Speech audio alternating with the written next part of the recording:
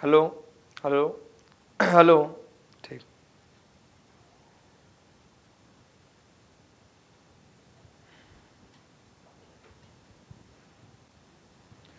नमस्कार बच्चों, कैसे हैं आप सभी?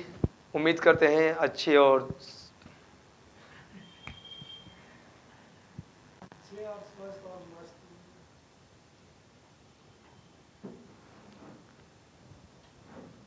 नमस्कार बच्चों, कैसे हैं आप सभी? उम्मीद करते हैं अच्छे और स्वस्थ और मस्त होंगे और अपनी पढ़ाई को और अच्छे तरीके से कर रहे होंगे।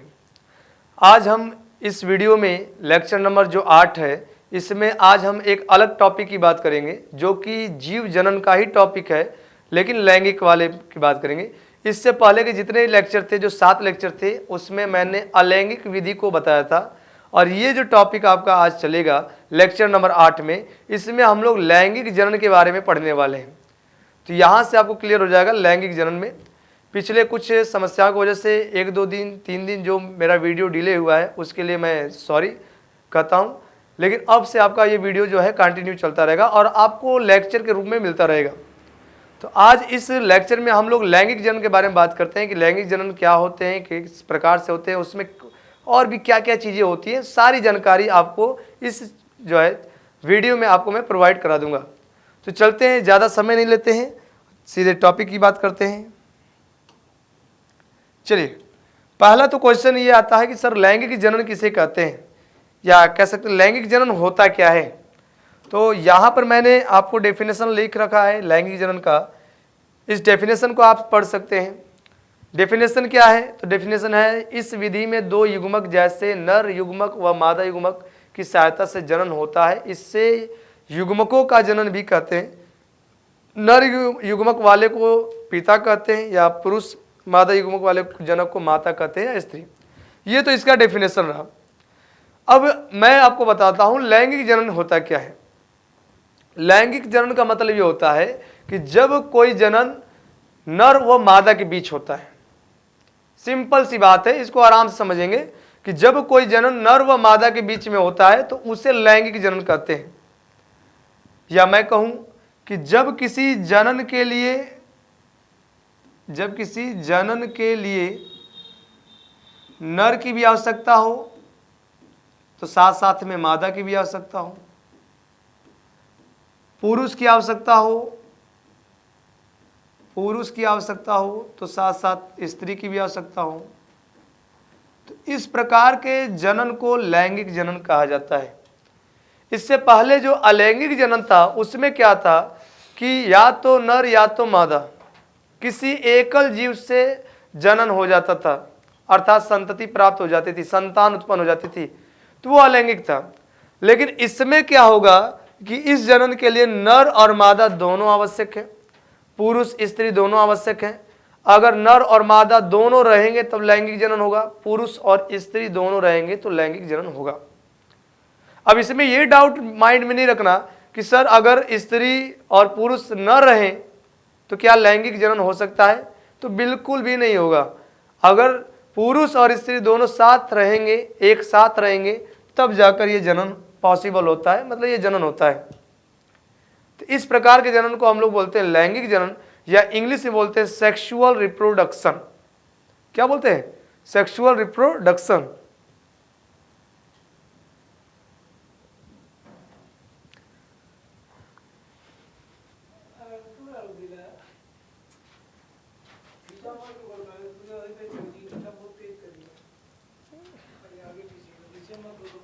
इतना काट दिया पता मुस्किया दिलेला सेक्सुअल का तो, ठीक है कहीं लगे कि सेक्सुअल के लिए हंसा तुम्हें, तो इतना कट के दिया ध्यान से। थोड़ा सा मोबाइल निकाला था तो बोले कि चाहिए ना, हमारे हंसी आवत है मोबाइल निकाल जैसे हिल रहा था। तो सेक्सुअल रिप्रोडक्शन बोलते हैं या लैंगिक जनन बोलते हैं। तो आई बात समझ में, दिमाग में पूरा फिट हुआ कि लैंगिक जनन किसे कहते हैं। लैंगिक जनन बोले तो स्त्री और पुरुष के बीच का जनन, इसके लिए 2 जीव 2 शरीर की आवश्यकता पड़ती है। तो यहां से आपको क्लियर हो जाएगा। अब ये जो जनन है, यहां पर इसका स्क्रीनशॉट ले लेंगे अगर आपको ये समझ में आया हो पूरा वीडियो।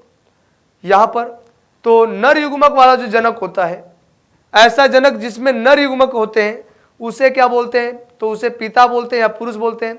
और ऐसा जनक जिनमें मादा युग्मक होता है उसे क्या बोलते हैं? तो उसे बोलते हैं माता या स्त्री। अब आप कहेंगे सर ये नर युग्मक क्या होता है? तो भाई साहब नर युग्मक बोले शुक्राणु। क्या बोलोगे? शुक्राणु बोलोगे। शुक्राणु मतलब नर युग्मक। तो सर ये जीवों में शुक्राणु हो गया, तो क्या ये पौधों में भी कुछ कहाएगा? तो पौधों में इसको क्या कहा जाता है? तो पौधों में इसको कहा जाता है परागकण। क्या कहा जाता है? परागकण बोलते हैं। तो ये तो हो गया नर। अब मादा की बात करें तो इसमें मादा जो होता है, मादा किसे कहेंगे? जिनमें मादा युग्मक बनते हैं। मादा युग्मक बोले तो अंडाणु। मादा युग्मक किन्हें कहा जाता है? अंडाणु, या इन्हें अंड कोशिका भी कहते हैं। तो और पुष्प में कहा जाए तो पुष्प में बीजांड। पुष्प में क्या होते हैं? बीजांड। तो पुष्पों में नर युग्मक क्या होता है? परागकण। मादा युग्मक क्या होता है? बीजांड। जीवों में और मनुष्य में नर युग्मक क्या होता है? शुक्राणु। मादा युग्मक क्या होता है? अंडाणु या अंड। अब जिनमें शुक्राणु बनते हैं, स्पर्म बनते हैं, उन्हें क्या कहते हैं? नर कहते हैं। सीधी सी बात मैं ये बता रहा हूं, एकदम दिमाग में फिट कर लेना इस बात को कि जिन जीवों में स्पर्म बनते हैं मतलब शुक्राणु बनते हैं, उन्हें क्या कहते हैं? तो उन्हें नर कहते हैं। और जिनमें ओवम बनते हैं उन्हें क्या कहते हैं? तो उन्हें मादा कहते हैं। पुष्प के जिस भाग में परागकण होता है वो नर भाग होता है। पुष्प के मतलब फूल के जिस भाग में बीजांड होता है उसे मादा भाग या स्त्री केसर कहा जाता है। तो ये बात आपको यहां से क्लियर होगी। तो आपको ये डिफिनेशन समझ में आया कि सर लैंगिक जनन किसे कहते हैं? तो लैंगिक जनन आपको बताना है कि सर जब कोई जनन नर व मादा के बीच होता है तो उसे लैंगिक जनन कहते हैं। जिस जनन में नर युग्मक मादा युग्मक दोनों की आवश्यकता होती है उसे लैंगिक जनन कहते हैं। या जिस जनन में नर और मादा दो जीवों का, दो शरीरों का आवश्यकता होता है उसे लैंगिक जनन या सेक्सुअल रिप्रोडक्शन कहते हैं। बहुत आसान सा इसका डिफिनेशन है, इसको याद कर लेंगे, समझ लेंगे और इसका एक स्क्रीनशॉट लेंगे और इसके बाद हम बढ़ेंगे आगे अगले टॉपिक पर।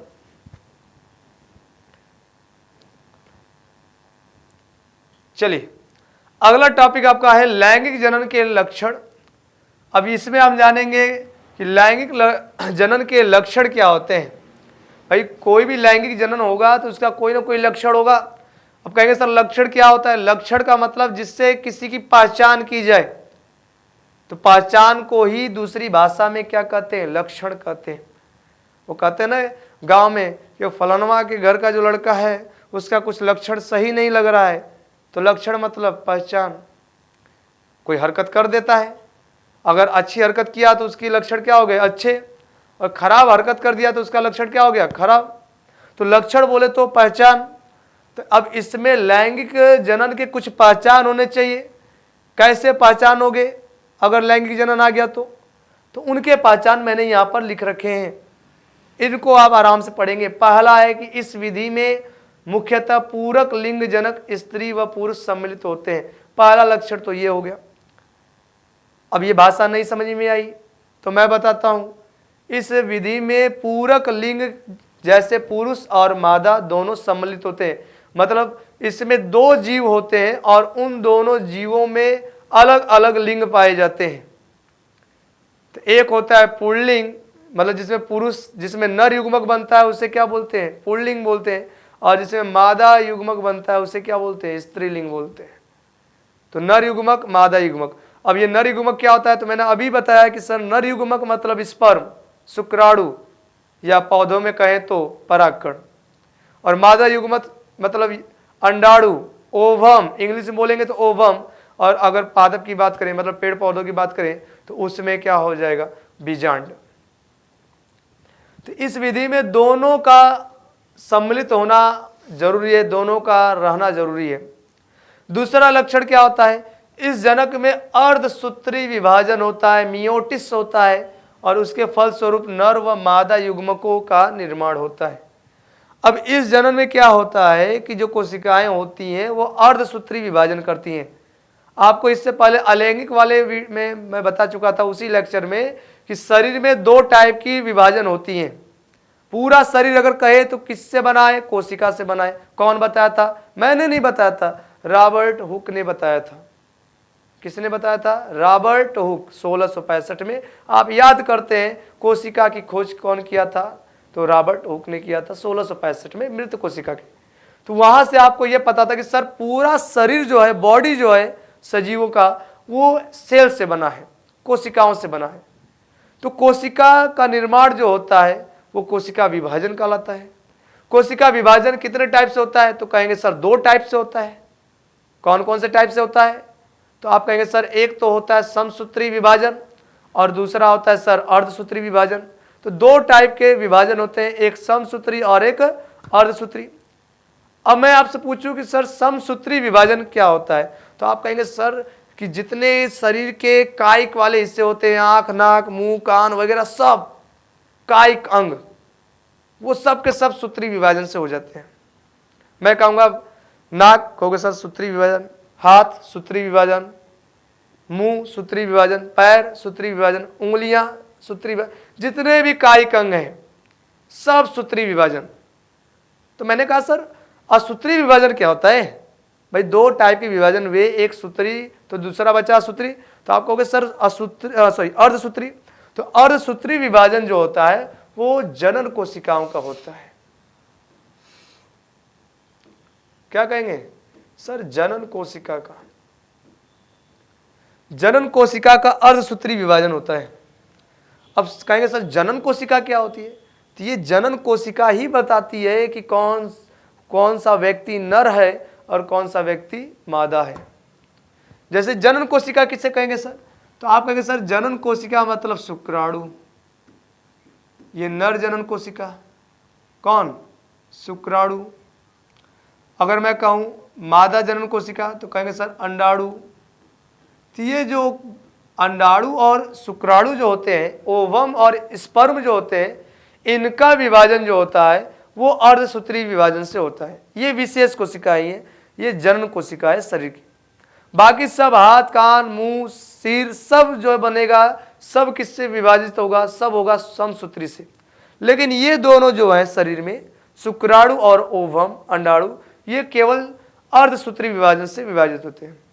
ये कॉन्सेप्ट अपने दिमाग में बैठा लेना कि अर्धसूत्री विभाजन जो होता है वो शरीर के विशेष कोशिकाएं, और वो कौन सी कोशिकाएं होती है? तो कहेंगे सर जनन कोशिका होती है, वो अर्धसूत्री विभाजन से बढ़ते हैं और बाकी सारा हिस्सा समसूत्री विभाजन से बढ़ता है। क्लियर? कोई डाउट? चलिए, तो इन्हें जनन कोशिका कहते हैं और इन्हीं से पहचान होती है व्यक्ति की। अगर जिसमें नर जनन कोशिका है अर्थात शुक्राणु है तो उसे कहेंगे पुरुष है, उसे कहेंगे ये नर है। और जिसमें अंडाणु है उसे कहेंगे ये क्या है? स्त्री है या मादा है। चलिए, तो आपको ये दूसरा स्टेप समझ में आया। मैं आपको सारे पहचान बता रहा हूं लैंगिक जनन के। तीसरा पहचान क्या है इसकी? इसके पश्चात मादा व नर युग्मकों का निषेचन होता है, जिसके फलस्वरूप युग्मनज बनता है। अब ये युग्मनज क्या चीज होता है और ये बनता कैसे है, इस पर थोड़ी सी चर्चा कर लेते हैं। चलिए, तो बात आ गई युग्मनज की। युग्मनज जिसे अंग्रेजी में बोलते हैं जाइगोट। ये अंग्रेजी नाम याद रखना, कभी कभी हिंदी नाम काम नहीं आता है, अंग्रेजी काम में आ जाता ही है। बहुत से ऐसे जगह है जहां हिंदी काम ना आती है तो अंग्रेजी आ जाती है। तो इसलिए युग्मनज या जाइगोट, इसे ध्यान रखिएगा। अब ये युग्मनज क्या होता है? तो युग्मनज होता है 2 युग्मकों का मिलन। किसका मिलन? युग्मकों का। कितने? 2। कौन कौन? तो कहेंगे सर नर युग्मक और मादा युग्मक। मादा युग्मक। तो नर युग्मक और मादा युग्मक, इनका जो मिलन होता है वो प्रोसेस कहलाता है निषेचन। क्या कहलाता है? निषेचन। इंग्लिश में क्या बोलेंगे? फर्टिलाइजेशन। क्या बोलते हैं? फर्टिलाइजेशन बोलते हैं। नर युग्मक बोले तो मैंने अभी आपको बताया कि नर युग्मक क्या होता है। तो नर युग्मक बोले तो शुक्राणु। नर युग्मक किसे बोलेंगे? तो आप कहेंगे सर नर युग्मक मतलब शुक्राणु।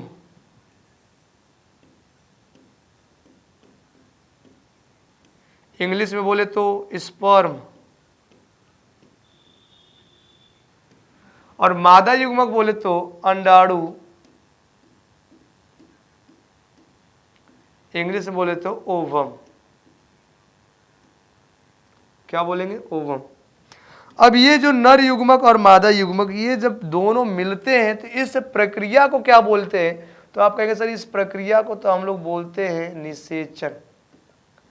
इस प्रोसेस को क्या बोलते हैं? तो कहेंगे सर ये प्रोसेस तो निषेचन का होता है। किसका होता है? निषेचन का होता है।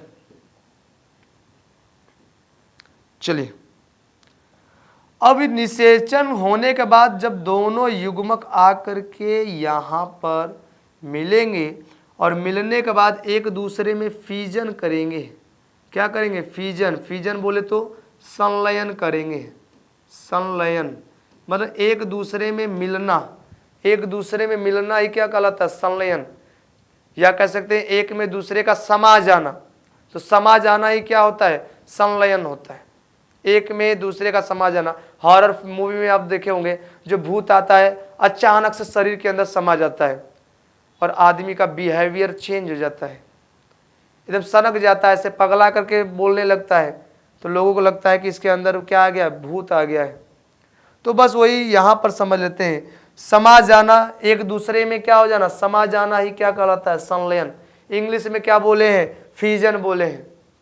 तो अंग्रेजी में इसको फीजन बोलते हैं। तो यहाँ फीजन करने के बाद ये जो बनता है, फीजन करने के बाद ये जो बनता है इसको बोलते हैं युग्मनज। आई बात क्लियर? समझ में आया? बहुत आराम से बता रहे हैं। इसको क्या बोलते हैं? युग्मनज बोलते हैं इसी को। अब इससे क्या निष्कर्ष निकला? तो निष्कर्ष इससे यही निकला कि सर नर युग्मक और मादा युग्मक दोनों से निषेचन के बाद जो प्राप्त होता है उसे क्या बोलते हैं? तो उसे युग्मनज बोलते हैं, उसी को जाइगोट बोलते हैं। तो जाइगोट युग्मनज है क्या? युग्मों का मिलन, दो युग्मों का मिलन, नर युग्मक मादा युग्मक दोनों का मिलन ही क्या कहलाता है? युग्मनज कहलाता है। या इसी को क्या बोलते हैं? जाइगोट बोलते हैं। अंग्रेजी में क्या बोलते हैं? जाइगोट बोलते हैं। ये युग्मनज जब थोड़ा सा वृद्धि करता है, बड़ा होता है, तो ये भ्रूण बनता है। तब जो संरचना बनती है उस संरचना को हम क्या कहते हैं? भ्रूण कहते हैं।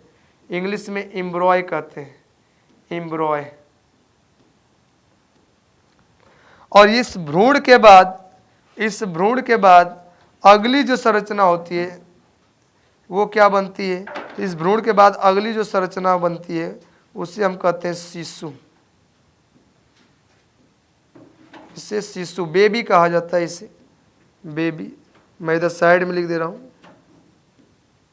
तो ये शिशु हो जाता है जंतुओं में।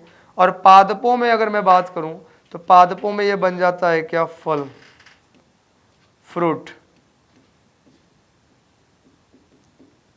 पादपों में फ्रूट बन जाता है और जंतुओं में शिशु।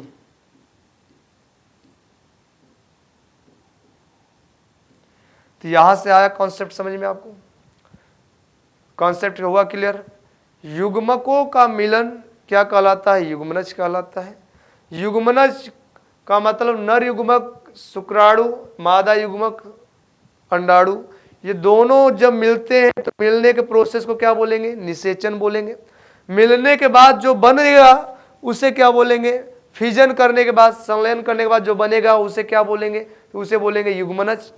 और युग्मनज जब परिवर्ध होगा, डेवलप करेगा, विकास करेगा, बढ़ेगा, तो उसे क्या बोलेंगे? तो उसे बोलेंगे भ्रूण। संतान जब तक माँ के गर्भ में रहता है तब तक उसे भ्रूण कहते हैं, जब पैदा होता है तब उसे शिशु कहते हैं। तो ये भ्रूण होता है। और वही भ्रूण जब जन्म लेता है तो उसे बेबी या शिशु कहते हैं। और वही भ्रूण जब बाद में पादप में आता है तो उसे क्या बोलते हैं? फल बोलते हैं। तो ये कॉन्सेप्ट रहा, इसको आराम से समझ लेंगे, इसका स्क्रीनशॉट ले लेंगे। तो फिर हम चलेंगे पीछे, उसी लक्षण पर बात करेंगे। इसका स्क्रीनशॉट लेंगे जल्दी से। चलिए बात करते हैं प्रीवियस पर। तो ये आपको समझ में आ गया तीसरा वाला भी कि सर इसके पश्चात मादा व नर युग्मकों का निषेचन होता है, जिसके बाद निषेचन के बाद क्या बनता है? युग्मनज बनता है। और युग्मनज क्या होता है ये चीज मैं आपको अभी अभी बताया हूं। अब आपका आता है लैंगिक जनन से उत्पन्न संतति अपने माता और पिता की पूर्णतः समरूप नहीं होती है, किंतु अधिकतर लक्षण समान होते हैं। ठीक है, अब ये क्या कह दिया इसने, तो इसने यही कहा है कि जो लैंगिक लक्षण से प्राप्त जो संतान होती है वो अपने माता पिता के समान बिल्कुल नहीं होती है, अधिकतर नहीं होती, अधिकांश नहीं होती। कहने का मतलब ये, अलैंगिक में क्या होता है कि अलैंगिक जनन से जो संतान प्राप्त होती है वो अपने माता पिता से आकारिकी के हिसाब से और अनुवांशिकी के हिसाब से एक सेम होती, एक जैसे होती है। लेकिन लैंगिक में क्या होता है कि इसमें आकारिकी और अनुवांशिकी के हिसाब से लक्षण क्या होते हैं, चेंज हो जाते हैं। अनुवांशिकी के हिसाब से लक्षण तो रहते हैं, आकारिकी के हिसाब से लक्षण कुछ चेंज हो जाते हैं।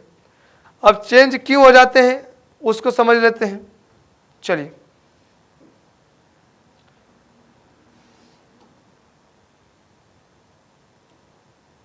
चेंज क्यों हो जाते हैं इसको समझ लेते हैं। तो चेंज इसलिए हो जाते हैं कि देखिए ध्यान से समझिए बात को। अब ये क्या है, पिता है और ये क्या है, माता है। पिता और माता दोनों में जो लैंगिक जनन हुआ तो इससे क्या प्राप्त हुआ, संतान। ये संतान जो होता है इसमें किसी एक का लक्षण नहीं आता है। आप कहेंगे सर कि पूरा पिता की तरह दिखेगा, तो नहीं। पूरा क्या माता की तरह दिखेगा, तो ये भी नहीं। इसमें संतान में जो लक्षण आते हैं वो कुछ पिता से आ जाते हैं, कुछ माता से आ जाते हैं, दोनों में से लक्षण आ जाते हैं। कुछ पिता से आ जाते हैं और कुछ माता से आ जाते हैं।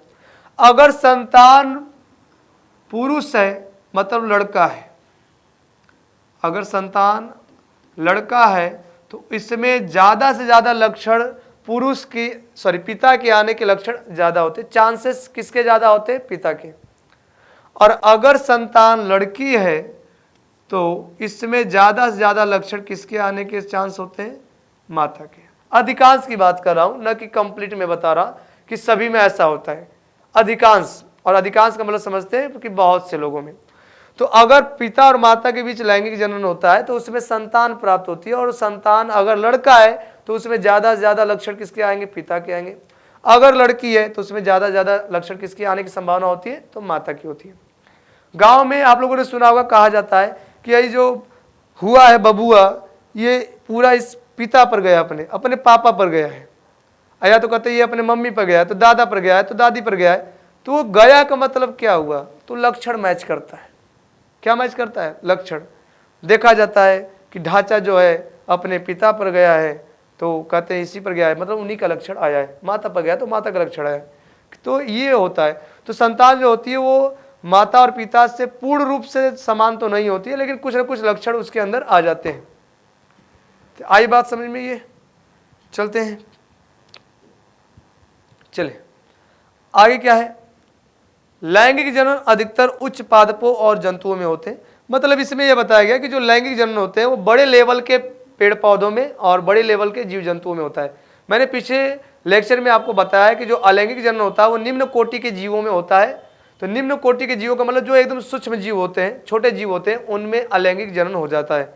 लेकिन अगर जो बड़े जीव हैं, जीवधारी हैं, मनुष्य है, खरगोश है, गाय, बिल्ली, घोड़े, हाथी, ऊँट, ये सब जो जानवर हैं, डायनासोर, हालांकि डायनासोर तो अब नहीं है, लेकिन फिर भी अगर होते हैं तो उनमें भी वही होता, लैंगिक जनन ही होता। तो इन जीवों में कौन सा जनन होता है, लैंगिक जनन होता है। तो लैंगिक जनन इतना ध्यान रखिएगा कि उच्च जाति के जंतुओं में और पादपों में होता है, निम्न जाति के या निम्न कोटि के छोटे जीव जंतु और पेड़ पौधों में नहीं होता है।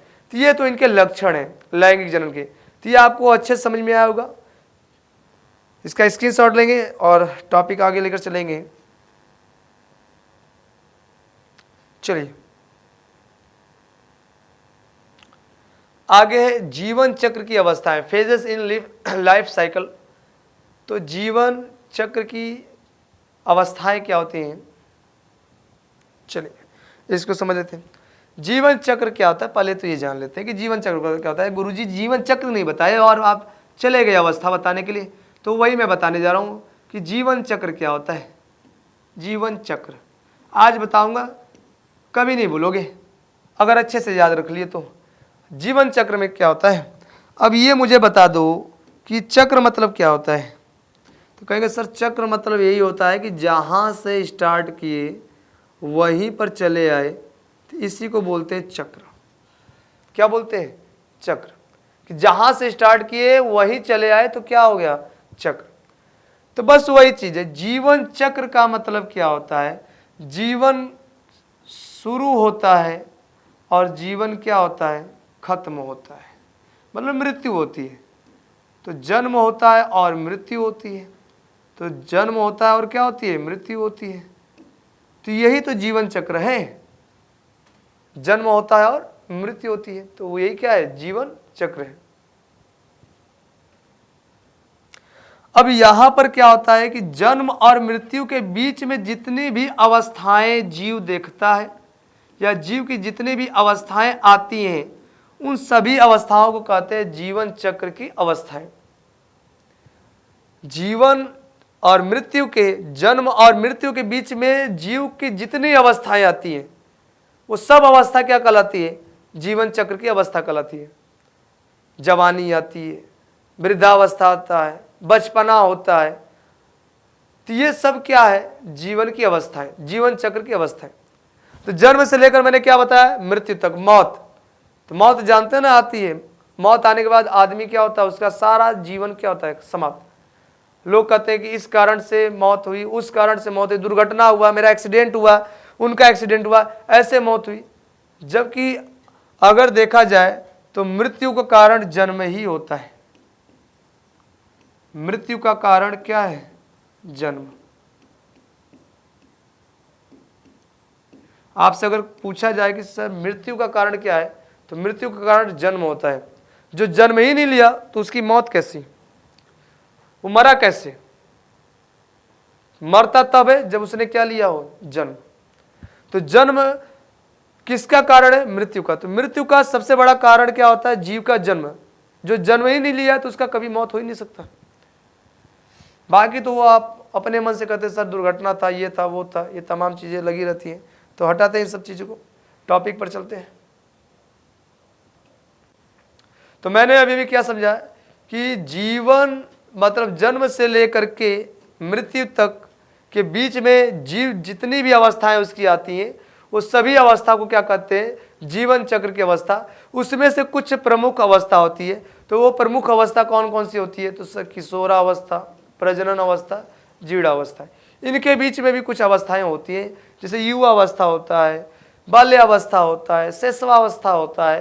तो वो सब अवस्थाएं होती है, लेकिन मेन आपको मैं बता रहा हूं किशोरावस्था। किशोरावस्था किसे कहते हैं, तो ये प्रजनन काल के पहले की अवस्था होती है। प्रजनन काल के पूर्व, इसको मिटा देते हैं। तो प्रजनन काल के पूर्व, पूर्व मतलब समझ रहे हैं ना, पहले। तो जो प्रजनन काल के पहले की अवस्था होती है उसे किशोरावस्था कहते हैं। कहने का मतलब ये वो अवस्था होती है जिसमें जो जीव होता है उसकी शारीरिक वृद्धि बहुत तेजी से होती है, मतलब शरीर बहुत ग्रोथ करता है बहुत तेजी से, और वह प्रजनन करने लायक नहीं होता है। सिंपल से मैं समझा दूं कि वो प्रजनन करने लायक नहीं होता है, तो इसको बोलते हैं क्या, किशोरावस्था। कौन सी अवस्था, किशोरावस्था, या प्रजनन काल के पहले की अवस्था। इस अवस्था में कोई भी जीवधारी प्रजनन नहीं करने लायक नहीं होता है, मतलब प्रजनन नहीं करता है, जनन नहीं करता है, तो इसे किशोरावस्था कहते हैं। इसमें शारीरिक विकास बहुत तेजी से होता है। फिर उसके बाद अवस्था आती है प्रजनन अवस्था, और इसे एक और अवस्था के नाम से जानते हैं, युवा अवस्था। कौन सी अवस्था, तो आप कहेंगे युवा अवस्था।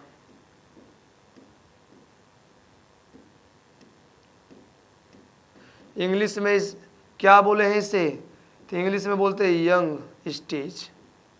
क्या बोलते हैं, यंग स्टेज।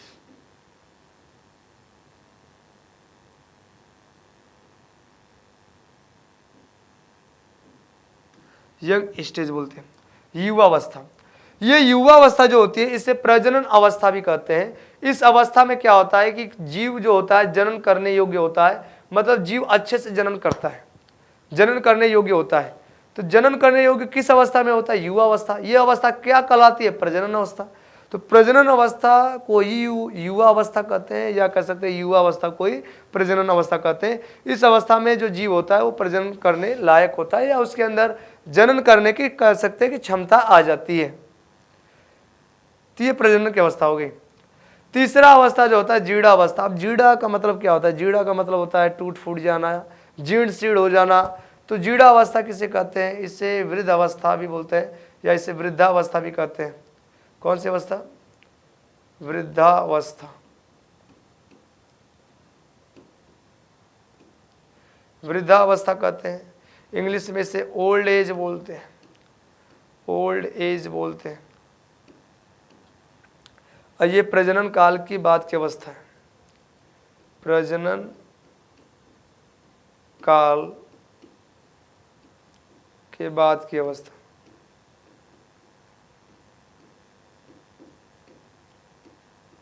चलिए, तो ये प्रजनन काल के बाद की अवस्था होती है, और प्रजनन काल के बाद की अवस्था को ही क्या बोलते हैं? जीड़ा अवस्था बोलते हैं, या वृद्धावस्था बोलते हैं। इस अवस्था पर आ जाने पर जो शारीरिक विकास होते हैं वो धीरे धीरे क्या होने लगते हैं? कमजोर होने लगते हैं। शरीर विकास नहीं करता है, बल्कि विकास के अलावा वो और टूटता हुआ चला जाता है। तो गांव में इसे क्या बोला जाता है? गांव में इसको बुढ़ौती बोलते हैं। क्या बोलते हैं? देहात में जाएंगे तो वहाँ पर बुढ़ौती कहते हैं कि भाई बुढ़ौती आ गया, अब क्या करेंगे। तो इसमें क्या होता है कि जो हड्डियाँ होती हैं, मांसपेशियाँ होती हैं, रक्त होते हैं, ये सब धीरे धीरे क्या होते हैं? कमज़ोर होते जाते हैं, विकास रुक जाता है, शरीर का जो ग्रोथ होता है वो रुक जाता है। और धीरे धीरे इसके बाद एक समय ऐसा आता है कि जब शरीर में से क्या होते हैं? प्राण निकल जाते हैं, मतलब मौत आ जाती है या मृत्यु हो जाती है। तो जीर्णावस्था के बाद जो जीव होता है उसकी मृत्यु हो जाती है। तो सब अगर आपसे पूछा जाए कि शारीरिक वृद्धि किस अवस्था में होती है, तो किशोरावस्था में। किस अवस्था में शारीरिक वृद्धि रुक जाती है, नहीं होती है, तो जीर्णावस्था में। और कौन सी अवस्था जो होती है जिसमें जीव प्रजनन करने योग्य होता है, तो आप कहेंगे सर प्रजनन अवस्था, मतलब सॉरी युवावस्था, यंग एज। इसमें जीव जनन करने की क्षमता होती है या जनन करने योग्य होता है। तो यहाँ से आप ये जीवन चक्र की तीनों अवस्थाएं समझ लेंगे, इसका स्क्रीनशॉट ले लेंगे, आगे टॉपिक पर बढ़ेंगे। चलिए,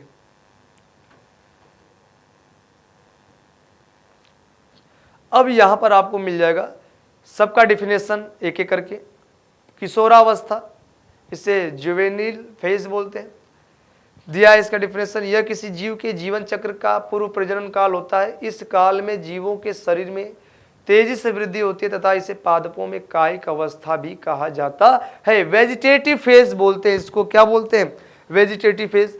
ये कौन सी अवस्था होती है? तो प्रजनन समय के, प्रजनन काल के पहले की अवस्था होती है, उससे पहले की अवस्था होती है, और इसे कायिक अवस्था भी कहते हैं। इस अवस्था में प्रजनन नहीं होता है, इतना ध्यान रखेंगे।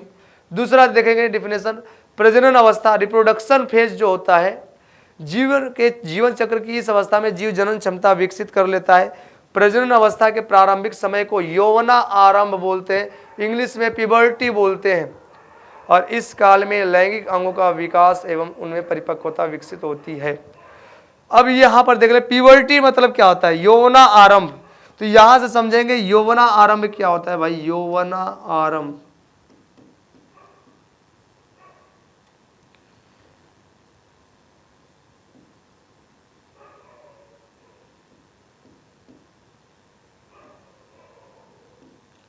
प्यूबर्टी क्या होता है? यौवना आरंभ का मतलब होता है जब युवा अवस्था स्टार्ट होती है, युवा अवस्था शुरू होता है। किसी का युवा अवस्था जब शुरू होता है तो उसे बोलते हैं यौवना आरंभ। तो ये पुरुषों में 14 से 15 वर्ष की आयु में स्टार्ट होता है, और स्त्री मतलब महिला में क्या होता है कि 12 से 13 वर्ष की आयु में ही स्टार्ट हो जाता है प्यूबर्टी, यौवनारंभ। तो उसमें कुछ लक्षण दिखाई देने लगते हैं, लैंगिक लक्षण दिखाई देने लगते हैं। तो उसे हम द्वितीयक लैंगिक लक्षण या गौण लैंगिक लक्षण के नाम से जानते हैं। इंग्लिश में उसको सेकेंड सेक्सुअल लक्षण या बोलते हैं, ट्रेट बोलते हैं। तो ये यहाँ पर समझ सकते हैं यौवना आरंभ क्या होता है। जब युवा अवस्था स्टार्ट होती है तो उसे यौवना आरंभ कहते हैं। उसमें क्या होता है कि लैंगिक अंगों का विकास होता है, मतलब स्पर्म वगैरह बनना स्टार्ट हो जाएगा। स्त्रियों में जो है ओवम वगैरह बनना स्टार्ट हो जाएगा, अंडाणु बनना स्टार्ट हो जाएगा, पुरुषों में स्पर्म बनना स्टार्ट हो जाएगा, स्त्रियों में रज चक्र जो होता है वो स्टार्ट हो जाता है, मासिक चक्र जो बोलते हैं आतर्व चक्र वो स्टार्ट हो जाता है। तो ये सब स्टार्ट हो जाता है और उनमें परिपक्वता आ जाती है, मैच्योरिटी उनके अंदर आ जाती है, उनके स्वभाव में अंतर आ जाता है, स्वभाव अलग हो जाता है। तो ये कौन सी अवस्था होती है? प्रजनन अवस्था होती है, या इसी को बोलते हैं रिप्रोडक्शन फेज। उनके परिपक्वता आ जाती है, उनके स्वभाव में अंतर आ जाते हैं, तो ये हो जाता है, तो ये प्रजनन अवस्था कहलाती है। इसका स्क्रीनशॉट लेंगे और आगे बढ़ेंगे। यौनारंभ का मतलब मैंने बता दिया कि युवा अवस्था जब स्टार्ट होती है, युवा अवस्था जब शुरू होती है तो उसी को बोलते हैं यौनारंभ, यौवन आरंभ, मतलब युवा अवस्था आरंभ हो जाना, शुरू हो जाना। चलिए इसका स्क्रीनशॉट लेंगे और आगे बात करेंगे अगले टॉपिक पर।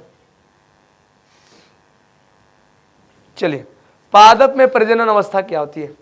तो पादप जैसे जीवों में प्रजनन अवस्था होती है वैसे पादपों में भी होती है। अब यहाँ पर प्लांट ब्रीडिंग फेज, इसे अंग्रेजी में कहा जाता है प्लांट ब्रीडिंग फेज। अब ये क्या होता है इसको पहले समझ लेते हैं पहले, फिर उसके बाद इसको नोट करेंगे। देखिए,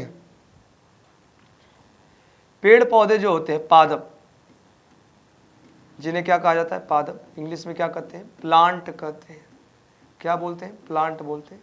ये दो टाइप के होते हैं, एक होते हैं मोनोकार्पिक, मोनोकार्पिक, और एक होते हैं पॉलीकार्पिक, पॉलीकार्पिक। तो मोनोकार्पिक और पॉलीकार्पिक, इन्हें एक वर्षीय बोलते हैं, हिंदी में क्या बोलते हैं? एक वर्षीय। और इन्हें हिंदी में क्या बोलते हैं? बहुवर्षीय।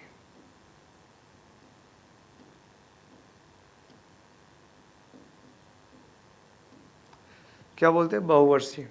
मोनो और पॉली, ये दोनों ऐसे शब्द है ना, साइंस में अगर आ जाए, मोनो आ जाए ना, तो मोनो का मतलब होता है एक।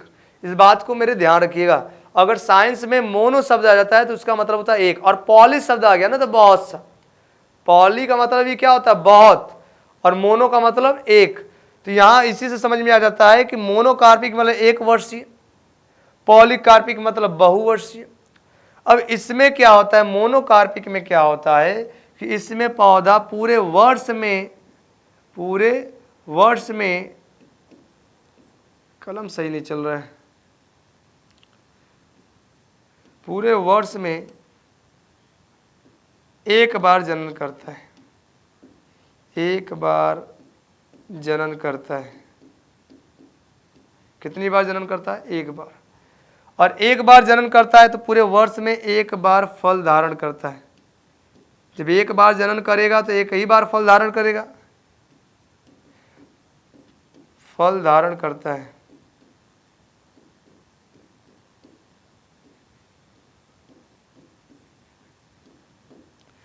तो इसमें क्या होता है कि जो पौधा होता है पूरे वर्ष भर में एक ही बार जनन करता है, और एक ही बार जनन करने की वजह से वो पूरे वर्ष में एक बार ही क्या करता है? फल धारण करता है। तो ऐसे पौधे को बोलते हैं क्या? मोनोकार्पिक। और पॉलीकार्पिक किसे कहते हैं? ये वर्ष में क्या करता है? वर्ष में दो या दो से अधिक, कई बार भी बोल सकते हैं, कई बार जनन करता है।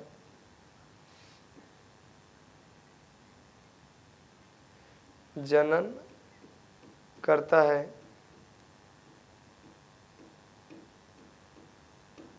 और फल धारण करता है, और फल धारण करता है। तो पॉलीकार्पिक मतलब क्या होता है कि वर्ष में कई बार जनन करते हैं और फल क्या करते हैं? धारण करते हैं। तो इसलिए इनको पॉलीकार्पिक कहा जाता है। ये वर्ष में एक ही बार जनन करते हैं और एक ही बार फल धारण करते हैं, इसलिए इनको क्या कहा जाता है? मोनोकार्पिक कहा जाता है। तो मोनो मतलब एक, पॉली मतलब कई, बहुत। तो जो वर्ष में बहुत बार जनन करे, बहुत बार फल धारण करे, उन्हें पॉलीकार्पिक, और जो वर्ष में एक बार जनन करे और एक बार फल धारण करे, उन्हें मोनोकार्पिक। तो चलते हैं, यहाँ से आपको एकदम क्लियर हो गया होगा, आसानी से समझ में आ गया होगा। तो अब पीछे इसका डिफिनेशन वगैरह याद कर लेंगे, ठीक है। अब यहाँ पर देख सकते हैं मोनोकार्पिक जो होते हैं ये पादप पूरे जीवन काल में केवल एक बार पुष्प धारण करते हैं, और पुष्प धारण करने के पश्चात यह फल उत्पन्न करते हैं और फिर मृत्यु प्राप्त करते हैं। जैसे में गेहूं आप समझ सकते हैं, गेहूं पूरे जीवन काल में एक बार चावल जीवन काल में एक बार, मैरीगोल्ड, गाजर, ये सब एक बार पौधे क्या करते हैं, पुष्प धारण करेंगे, फूल लेंगे और एक बार फल बनाएंगे और फिर कहाँ चले जाएंगे, फिर इनका काम खत्म हो जाएगा, मतलब इनकी मृत्यु हो जाएगी। पॉलीकार्पिक ये बहुवर्षीय पादप हैं जो परिपक्व होने पर प्रत्येक वर्ष में एक विशेष मौसम में पुष्प धारण करते हैं, मतलब इनका एक विशेष मौसम आता है, एक विशेष टाइम आता है और उस टाइम पर ये जो है पुष्प धारण करते हैं और उस समय फल उत्पन्न करते हैं। जैसे हम समझ सकते हैं आम है, सेब है, अंगूर, संतरा, ये सब। तो आम का पेड़ जो होता है देखेंगे वो बहुवर्षीय है, वो आज फल लेगा तो फिर अगले गर्मी मिलेगा, फिर अगले गर्मी मिलेगा, मतलब उनका जब मौसम आता है तब वो बार बार वो क्या करते हैं, पुष्प धारण करते हैं और बार बार पुष्प धारण करने के बाद वो फल का निर्माण करते हैं या फल बनाते हैं। तो ये कॉन्सेप्ट आपको बहुत ही इजी तरीके से समझ में आया होगा। इसका स्क्रीनशॉट लेंगे और चलेंगे, क्योंकि समय कम है और पढ़ाना ज़्यादा है, तो इसलिए चलते हैं, इसको स्क्रीनशॉट लेंगे, आगे बढ़ेंगे।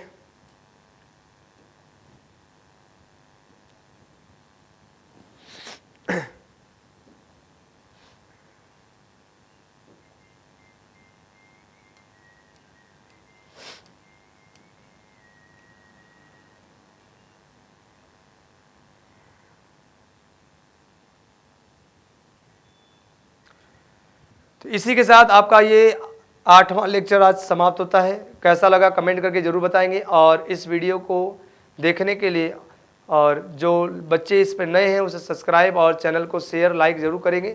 और तब तक के लिए धन्यवाद, नमस्कार, प्रणाम।